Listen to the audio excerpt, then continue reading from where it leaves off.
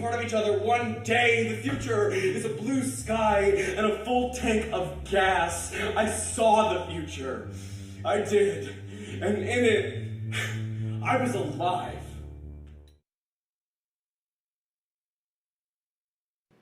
After the Civil War, many recently freed slaves took a last name like Freedman or Freeman. Others took the last name of their slave masters. Some, because they had to swiftly give a name to their newly acquired citizenship. Others, with the hopes that they may be reunited with family who have been sold or separated during the institution of slavery. My mother's maiden name is Beatty, spelled B-A-T-T-I-E.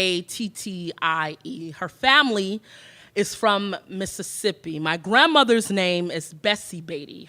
Her mother, my great-grandmother, is named Elizabeth Beatty. In 1850, during the US Census, they do not list a person's property, just the names of slave owners and the count of the slaves. In Mississippi, there was a woman by the name of Elizabeth Beatty, spelled B-E-A-T-Y, who owned over 50 slaves.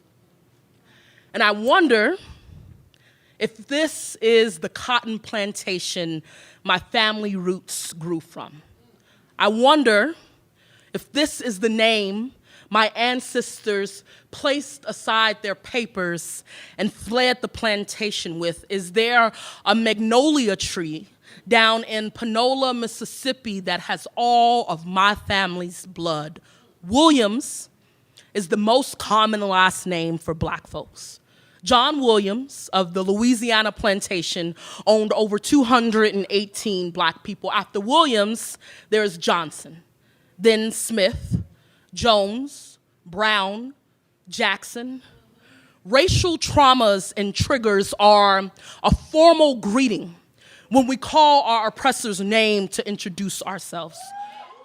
When our names are a historical leash. Every time I meet a Black person with the last name Beatty, I wonder if we are finally attending the family reunion. Every time I meet a white person with the last name Beatty, I wonder if they know what their family has done, what abuse has allowed them their breath. What a privilege to know which end of the whipping whip has your name on it, to know exactly what your name is attached to have a name embroidered on the bedroom door instead of the quarters. What a privilege. On the job application, at the bank, at the airport, in the emergency room. And people wonder about Black names, why the names aren't shorter, why the runaway syllables aren't easier to catch, why our names chime like music when they traverse between lobes, about why we name our children after cars, after movement, after freedom, about why Black names are always spelled with distinction, while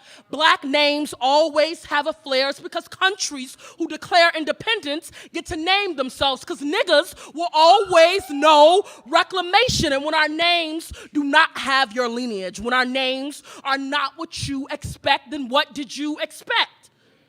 For us to introduce ourselves, still running. For us to shake hands, still dripping the blood you drew. My mother always wanted me to achieve the American dream. And so naturally, my greatest fear was becoming another statistic.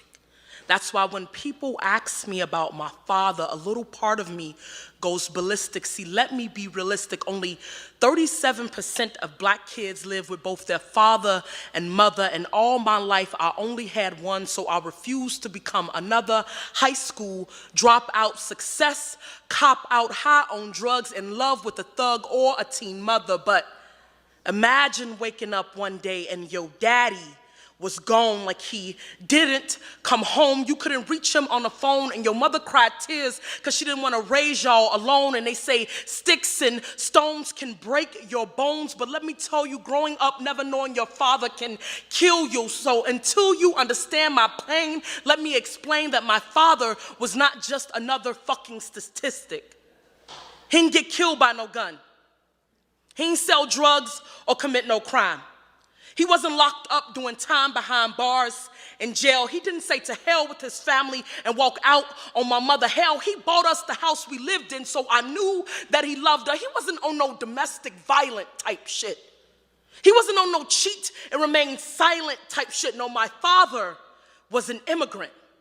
So he got reported on that shit, was kicked out of this country on that deported type shit. So imagine my little brother, 3.5, who didn't have a clue but was afraid to go to bed because he thought his mother would be gone too. And you imagine being a boy without a father in the ghetto. Strings cut like Pinocchio without Geppetto. The bad influences clean like the water and the metal, and the bills picked up, so we fell below the poverty line. The bills picked up, so my mother fell behind. The bills picked up, so my mother picked up 2 jobs, and she's been working them ever since. She was convinced that we would make it, then would receive long-distance calls and refuse to take it because her heart was breaking. My daddy got shipped back to Nigeria.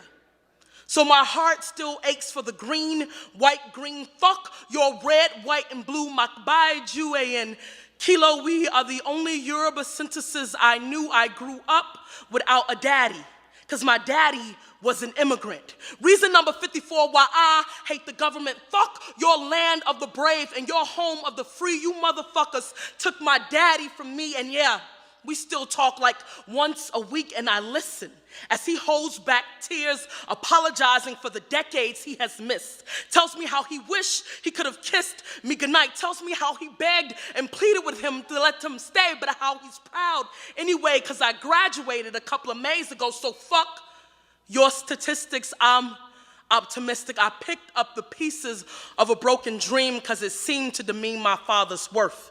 Kicked my daddy out of this country. They treated my father like dirt, but listen to my words, because this is what it's worth. Fuck the American dream, because I'm fulfilling his.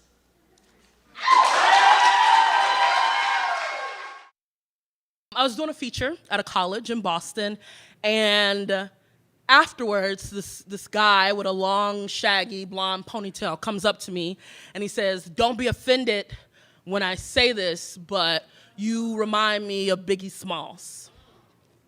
And so this is called Notorious. If I shouldn't be offended, why do you say something you believe has a chance of offending me? Offend meaning to hit, strike, against. When you say offend, do you mean the blackness is the strike or the fatness is against me?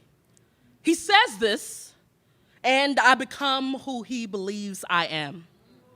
My hands thicken, my fingers plump, my long twist shrivels into a short afro, my chin oceans a shadow, my cheeks tumor typhoons, my lips are fat and pink. Each word drags itself out my mouth like a guarded hearse. Each line break squeezes a song, a rap, a dance beat for this boy tonight. Biggie Smalls and I are both Geminis.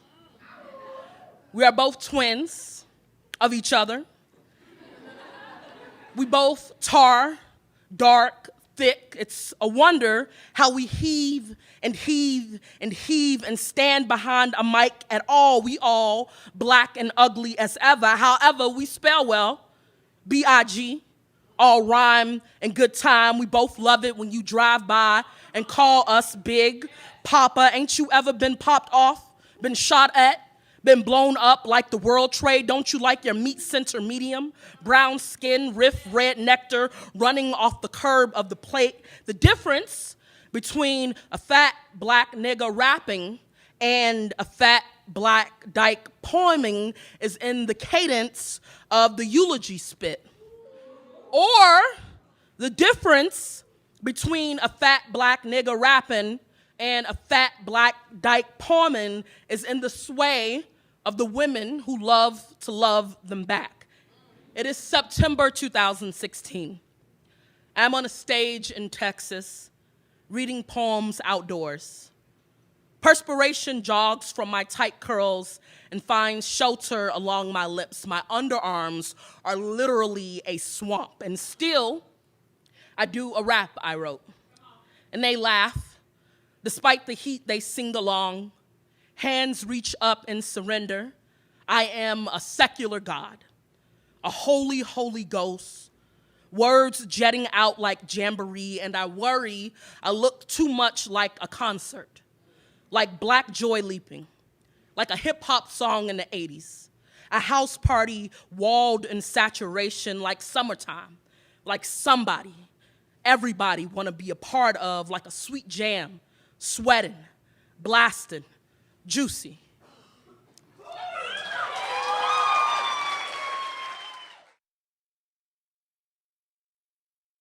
Last night, no one showed up to march for Rekia Boyd. Rekia was shot dead in the head by cops in Chicago on Monday. A Cook County judge acquitted police of killing Rekia. Dante Servin, charged of manslaughter, went jailbird free. Rekia Boyd was a 22-year-old unarmed Black woman living on the south side of Chicago, and last night, no one showed up to march at her rally. I guess all the protesters got tied up. I guess all the Black folks were busy making signs saying, "Stop killing our Black boys." I guess no one hears the howling of a Black girl ghost in the nighttime. We stay unheard, blotted out, buried, dead. Black girls receive tombstones too soon and never any flowers to dress the grave, so we fight alone. They will tell you the woes of a Black man who got beat by police in the street, beat by the man at work, beat by the system at the institution, but never of the Black woman he took his frustration out on, never of the Black girl he stretched into a casket. They will tell you of the brown boys who get pushed from school through pipeline to prison, but never of the girls who feel the sales, never of the orange jumpsuits they camouflage into. 200 Black girls go missing in Nigeria, and America puts out a hashtag instead of a search party. No one ever causes a riot. The first Black first lady is being called the first ape on all of the media outlets, and no one is outraged. There ain't no boycott or nothing down the street. A man did a hate speech to a Black butch woman, and someone gave it a 10. Someone said it was freedom. Poets are still over there cheering. I guess queer Black woman ain't Black enough. I guess the movement ain't meant to be a crossroad. I guess we are here for play, for make-believe, pretend, poof. How magic trick missing must I become? How tight does my noose have to ring?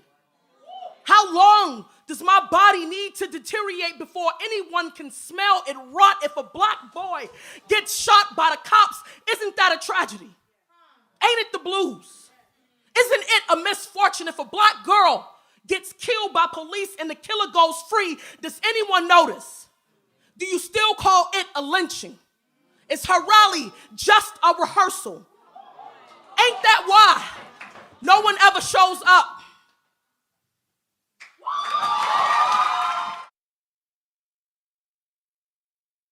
So I'm standing in the checkout line at the grocery store. Been standing, waiting patiently. I mean, at least I ain't looking busted. My hair is laid and I got these freshies on my feet, so at the minimum, if I'm out here for this long, at least I give the people something kind to look at. My sisters say, don't matter if the lights are cut off at the crib, or if uncle takes over your bed and you don't have a place to sleep, stay dressed to impress. In other words, stay fly. Say you never know who you're going to see out here in these streets, and I'm thinking I might see the whole damn city, because for some reason, unknown to me, they only got one register open tonight. I bust open my flaming hots to curb my hunger. I'm too pressed to get back to the high rise at Cabrini. Anyway, it's my turn, and I start loading my groceries onto the moving conveyor belt at the counter. I see the cashier scanning, all frantic and shit, and then he takes the time to look up at me, like I'm a person or whatever. He says, "Wow, I really love your hair. It's beautiful," and I think about time. Because I knew I was looking like a bag of money. About time. Somebody noticed all this fine. About time I get ready to say thank you. This freckle-faced redhead says, "If you don't mind me asking, is it yours? Is it weave? Can I touch it?" And then this pumpkin-looking motherfucker is no longer touching my groceries, but he's got his paled, crusty sword fingers in my hair, and I don't say anything, which is crazy because I'm known to cut a bitch quick for just looking at me too long in the projects.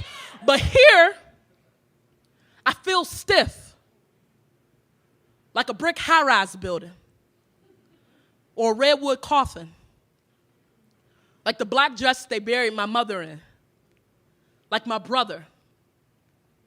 And all I could think about is death.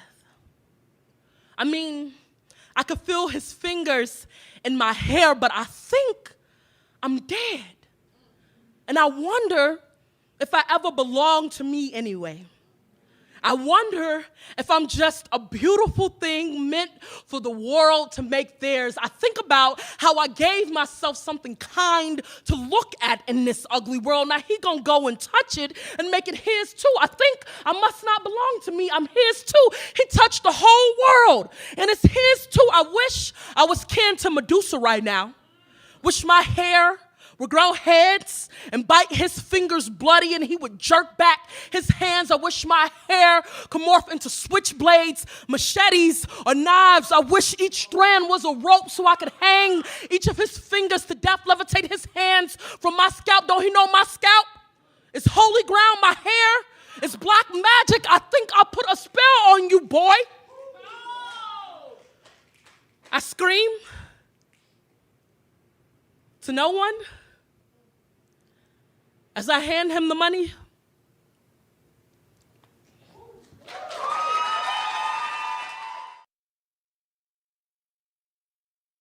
In 2010, 6 black teenagers drowned in the Louisiana Red River. Researchers found that 70% of black people do not know how to swim, that black kids are 3 times more likely to drown. The question became, why do blacks possess the fear of water? I've heard sharks followed slave ships crossing the Atlantic Ocean, trailing black bodies thrown overboard.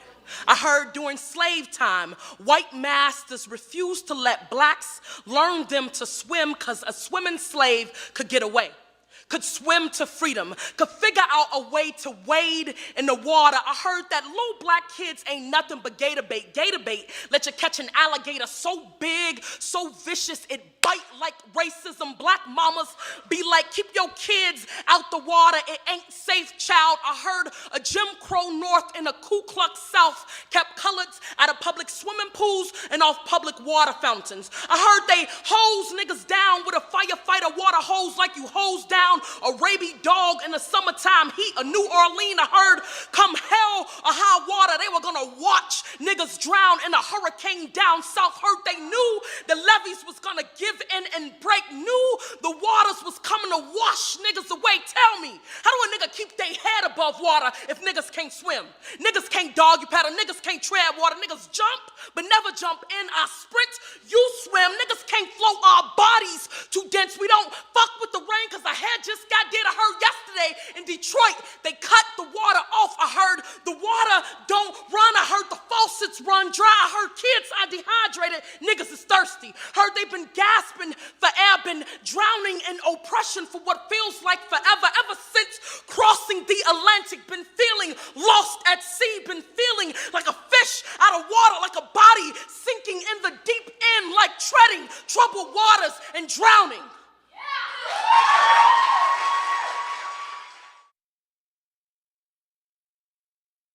Ode to my mouth.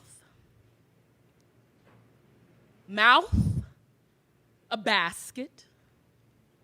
Mouth, give, give, give. Mouth, eager. Mouth, silent. Mouth, a river. A lake, say, give me what mine is. Mouth, a house. House got a family of 8 that like to stay up late and talk shit. Mouth, play dominoes.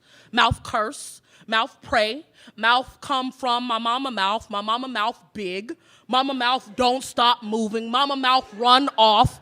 Mouth, hungry, got teeth. Mouth, eat. Mouth, black. Mouth, dark, it got a regurgitating history. Mouth, heard too much, now it don't know how to shut itself. Mouth, wide. Mouth, a train. Mouth, coming, for who coming? Mouth, say, you can't have all this gutter, all this non-publishable. Mouth, say, so, say, salt. Salt, mouth, a rifle. Mouth, bang, bang. Mouth, cool. Mouth got cool words falling out itself and landing in between white people's cheeks. Mouth on fleek. Mouth, hip. Mouth, finesse. $1 million mouth. Mind your and stay outside my mouth. Mouth, dig you a place to lay. Mouth, bury you sweet sugar cane. Mouth, hold you tight. Wrap you around its smut. Mouth, squeeze. Mouth, choke. Mouth, fat hole. Swallow you. Swallow you. Swallow you. Gone.